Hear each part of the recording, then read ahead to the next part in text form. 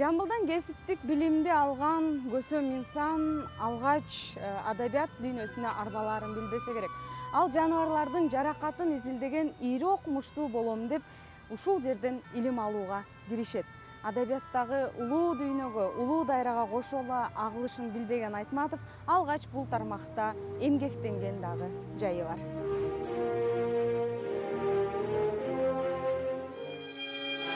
Оор турмуштун азабынан мурда кийин мектептин билими менен эле бир топ кызматта иштеген Айтматов эми чыныгы кесиптин ээси болуп, кепилдик менен иш алып барууга баш багып турган.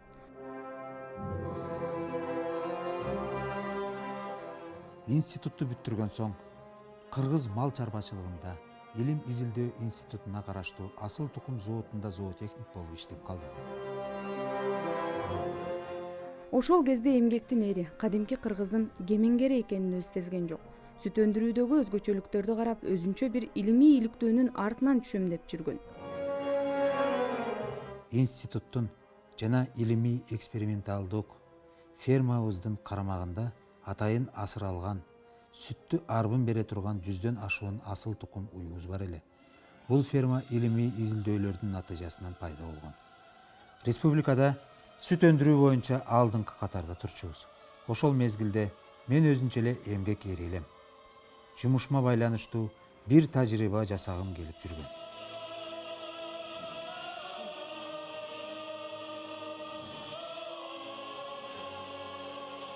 Жаш ветеринардын асыл тукумду арттырам деген оюнун огу да чыгармачылыкка бурулду.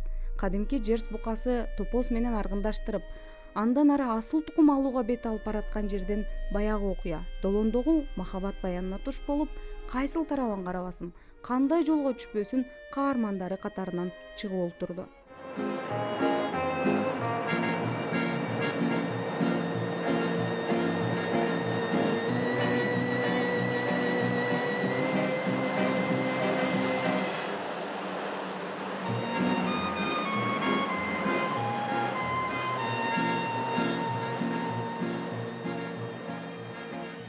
Ошол ашуунун кылда чокусунда менин жактырган жал-жалым жашайт. Бирок ал мени карап да койбойт. Деп бирөө экинчисине өзүнүн дартын божурап, башынан өткөн сүйүү окуясын айтып берип жатты.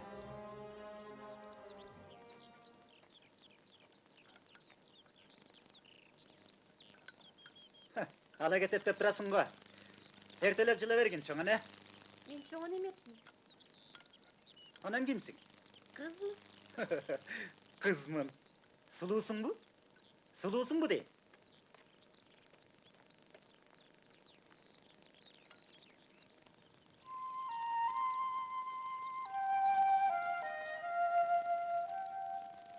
Бутуңда туфли болгон демне.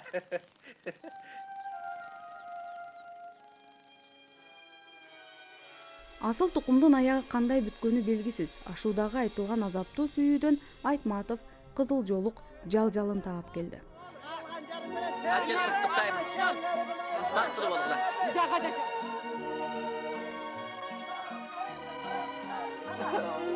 Ой бактылуу болайын. Анан болгула бактылуу болгула. Өткөзүн айран. Ой, мушталар батланайын. Бактылуу болгула. Тойлар кут болсун. Бактылуу болгула. Ильяс, тоюң куттуу болсун. Бергин айланып кетейин. Куттуу болсун, куттуктаймын. Ильяс, ашай. Ооба, мен анда бийик тоолор тарапка жол алган жолоочу гана элем. Аяка башка эле бир милдет менен аттангам. Бирок ошол кан жолдо кызыл жолук жал-жалымды таап, ага негиз берген бир тагдыр менен кезиккем.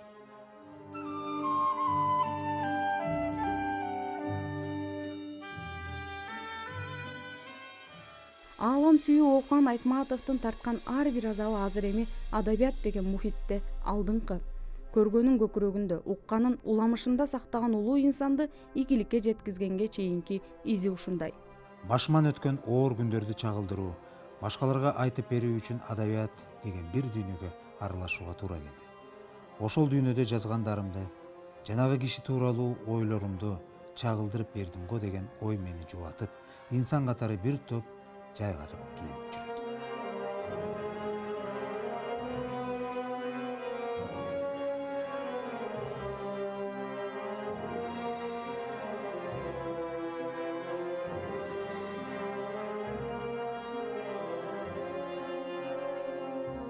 Аалам ачса алаканында, жумса муштумунда болуп, атагы таш жарып, алыс жакындын баары бирдей сүйүп, бийлиги күч болуп турган кезде да Айтматов айылын аярлап турар эле.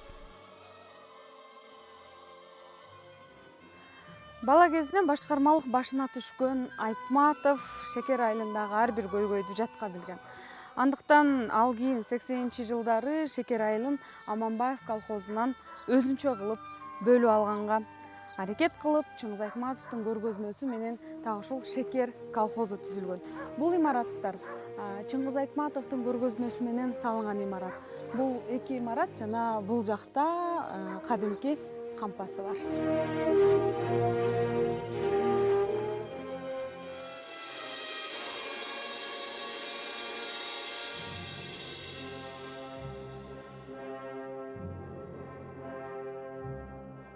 Ааламга жолду ал ушул айылдан баштады.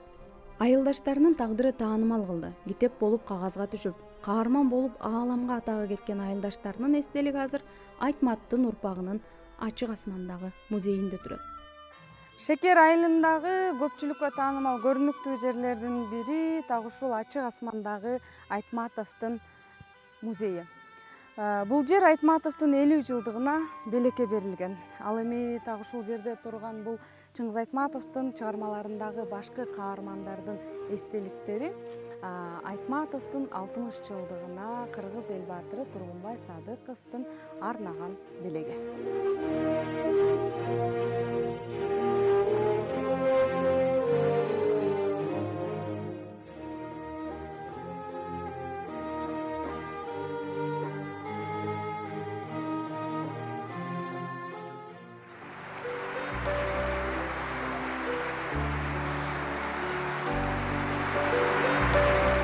Улуулукту урпагына, акылмандыкты ааламга, кемеңгерликти кеби менен китебинде калтырып элине берген эмне деген күч. И на западе, и на востоке, куда бы ни достигало наше слово, были призывы, заклинания о мире.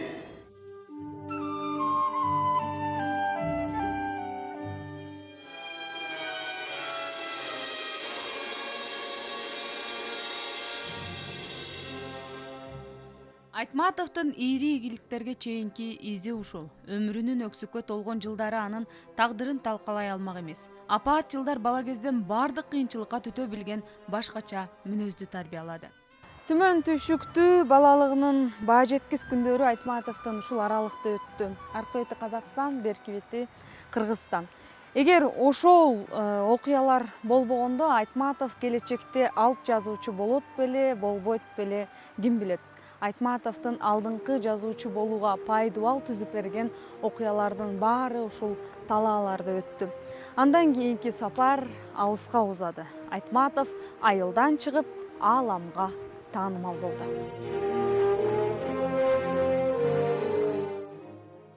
Бүтүндөй СССРдин элин ээрсиреткен согуш бүтүп, соо калгандар кайтып келип, айылда бир аз тынчтык жашоо орнуп калганда Айтматов да башкаларчылап апасы менен айылда калып, мал күтүп, там тургузууну оюна алат. Ал кезде Жамбылдагы окуу жайда жакшы баалар менен аяктап, жогорку окуу жайга жолдомо алган кез. Жөө барып, жөө келчүбүз Жамбылга. Мисалы ошол жийдеден эртең менен таң азандан чыксаң, кечке араң барасың. Кечке барасың, анан чарчап, чалыгып, дегенде бирөө бир тааныштардын үйүнө барып, эптеп ошол жерге түнөп, жакшы окуп бүттүм, анан жакшы окуп бүткөндө анда ошол немеси шарты ушундай болчу, 5% ошол жакшы окугандардын ичинен 5% мисалы 100 киши бүтсө 5 киши да. 5 киши жогорку окуу жайына окууга акысы бар. Уруксат берилет. Мен ошо 5%ге илинип калдым. Таластын ээн талаасын жөө басып өтүп, Казактын калаасынан билим алган Айтматов атайын жолдомо менен жогорку билимге аттанган кезде аны адабият деген дайрага бурган асыл адамын көрөт. Абайдын жолун жазып кеткен Ауезов Айтматовдун адабият деген агымга кошулгандагы алгачкы устаттарынан. 24 жашында Манас эпосун коргоо конференциясынан Ауезовдун өзгөчө докладын көргөн Айтматов ошол кезде анын колун кыса кармап, өзгөчө доклад окугандыгын айткысы келген. Бирок Айтматов ал кезде Ауезовдун алдына барып андай кепти айта алмак эмес. Анткени 24 жаштагы студентти Ауезов таанычу эмес. Бирок бир кезде так ушул киши анын алгачкы устат болуп каларын Айтматов ал кезде билген жок. Ал жөн жыйын эмес эле. Улуудан урпакка өтүп келе жаткан улуу баян. Манас эпосун жана манасчыны коргоого болгон кооптуу аракеттердин биринен Айтматов Ауезовду тапкан. Эки Мухтар бир Чыңгыз. Айтматовдун ааламында бул казактын эки кайраткеринин орду чоң. Айтматовдун тагдырында эки Мухтар бар. Ал казактын эки Мухтары. Бири Ауезов болсо, бири Шаханов. Так ошол эки улуу инсан аркылуу Айтматов казактардын дагы өз жазуучусуна айланды. Азыркы күндө Алматынын чок ортосундагы көчөлөрдүн бири Чыңгыз Айтматов атындагы көчө деп аталат.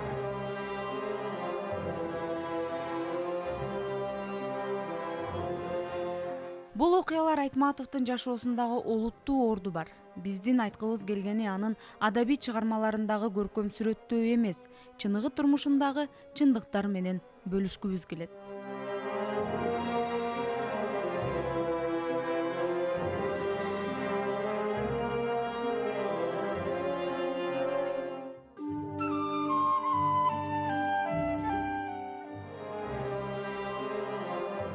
Залкар жазуучунун жазгандары СССРге тарап такшалганга чейин да аны таптагандар көп болду. Талаш тартыш, жазгандары жарабайт деген жагымсыз сындар да болбой койгон жок.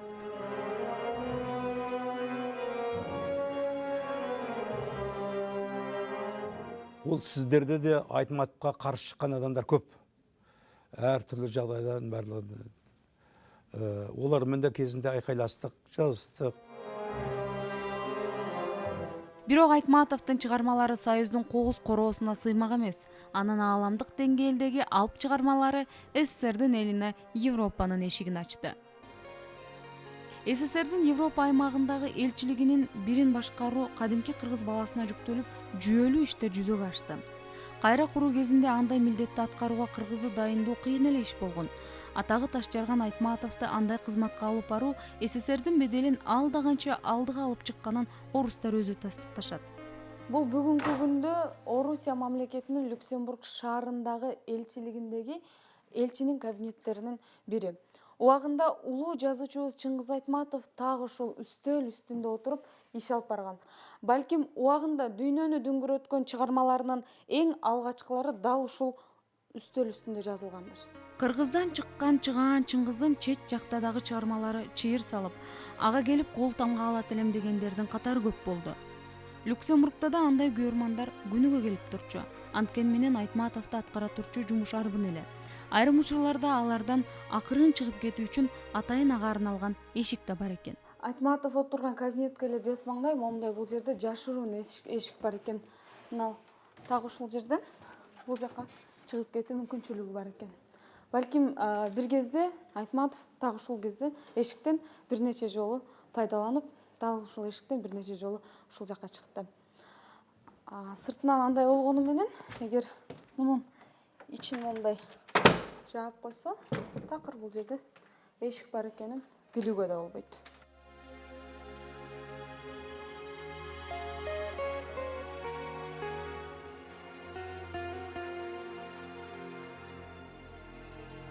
Арбын иш менен жүрсө да Айтматов жаратылыш менен жакындыгынан жазбаптыр.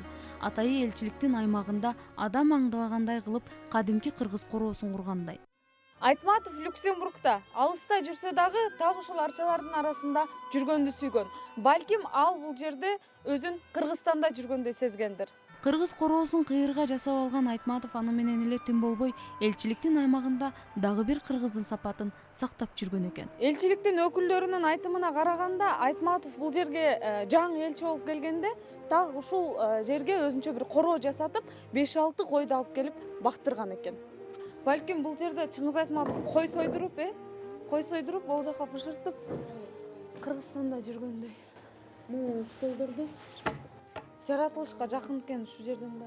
жаратылышка жакын болуп, арчалардын арасында өзүн Кыргызстандай сезип, балким могу стөлдө Айтматов бир далай жолу өзүнүн жакын достору менен сүйлөшүп отурган.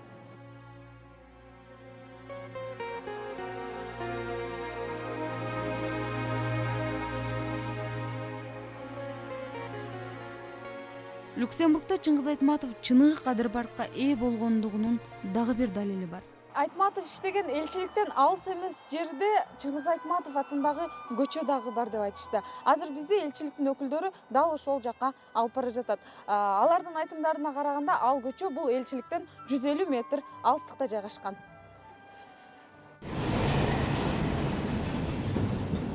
Айтматов атабыздын ааламы Чыңгыз салган чыйыр жол. Алыска Европада Чыңгыз Айтматов атындагы көчөсү. Тагы ушул жерден Европанын Чыңгызга болгон урматын көрүүгө болот.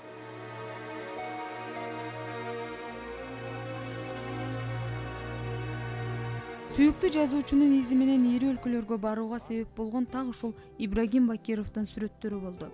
Учурунда улуу жазуучу менен бирге иштеп, азыр эми Брюссель шаарында өз ишмердүүлүгүн улантып аткан Ибрагим Бакировдун сүрөттөрүндө калган тарых таанымал жазуучуну бизге такыр башка тараптан билүүгө мүмкүнчүлүк берди. Бул сүрөт болчу бул күз кезинде Тембош паркында. Бул андан кийин дагы башка сүрөттөрдө магнолия гүлдөгөн кезде. Мисалы үчүн магнолия гүлгө абдан суктанчу, себеби магнолия деген гүл бизде жок да. Ал биздин байчечекейлерди элестетчү да. Өтө чоң байчечекей, даракта гүлдөгөн байчечекей сыяктуу да.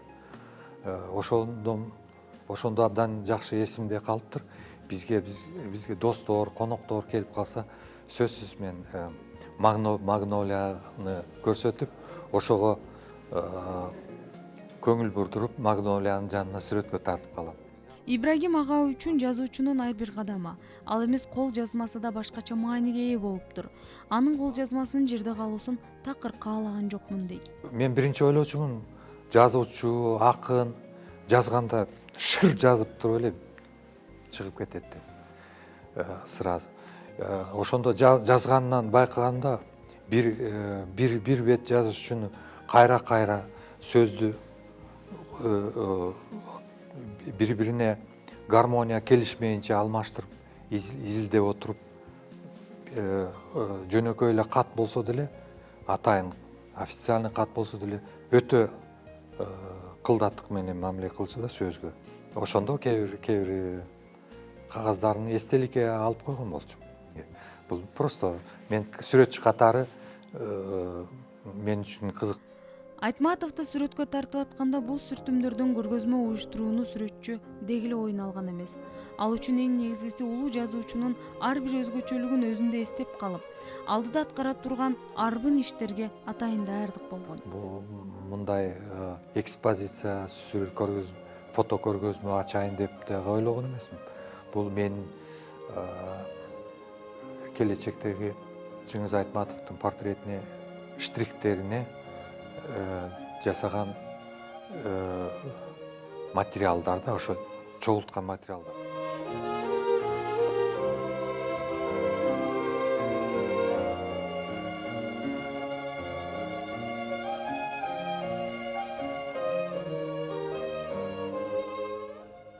Сүрөт бул өзүнө өмүрдү катып калган керемет. Кыргыздын кырааны, ийгилик арбын ийри окумуштуусу, дүйнөнү дүңгүрөткөн дүбүрт, ааламда айланган алп. Ал биздин Айтматов, адамдыктын анык үлгүсү.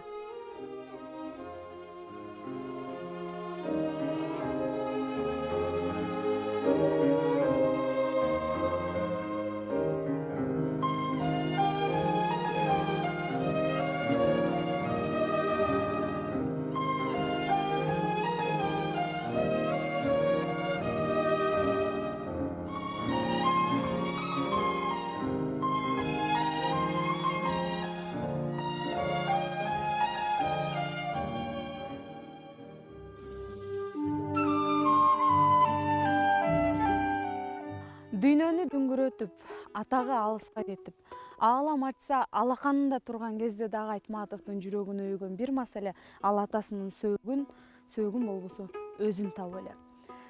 Эгемендүү болуп энчиленгенибизден кийин гана табылган атасынын сөөгүн так ушул жерден табылды жана ушул жерге коюлду.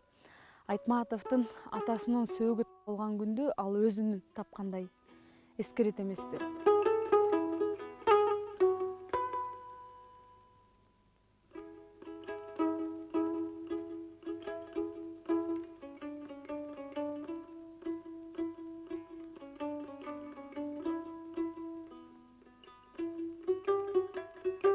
Бир нече жылдардан кийин Чыңгыз Айтматовдун өзүнүн дагы сөөгү так ушул өзү Ата бейит деп аталган жерге коюлду. Ал эми Айтматовдун сөөгүнүн Ата бейитке коюлганы бул анын акыркы керези эле. Айтматов Ата бейитте атасынын жанына коюлган.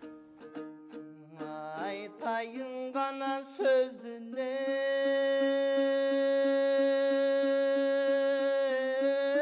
чындыгын арман күн азалуу болдой бул кылым Манастан кийин кыргызым мактаныч кана кылчой Чыңгызым Айтматов Чыңгыз жаркыган ак таңыбыз дече элек айтылып бүтпөс дүйнөдө дастаныбыз эй дече элек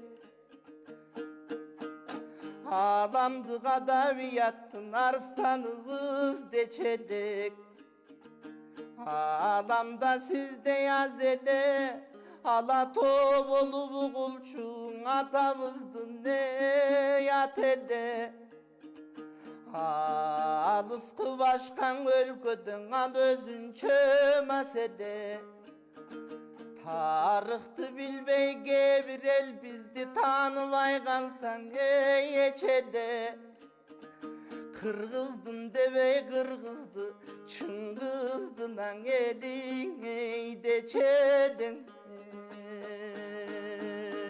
Адамзат качан чечет, качан коет, канткенде адам уулу адам болот. Бул Айтматов үчүн аягы бүтпөгөн суроо эле. Айтматов адамдыктын эң бийик үлгүсүн ал өзү жазган чыгармаларында калтырып кетти.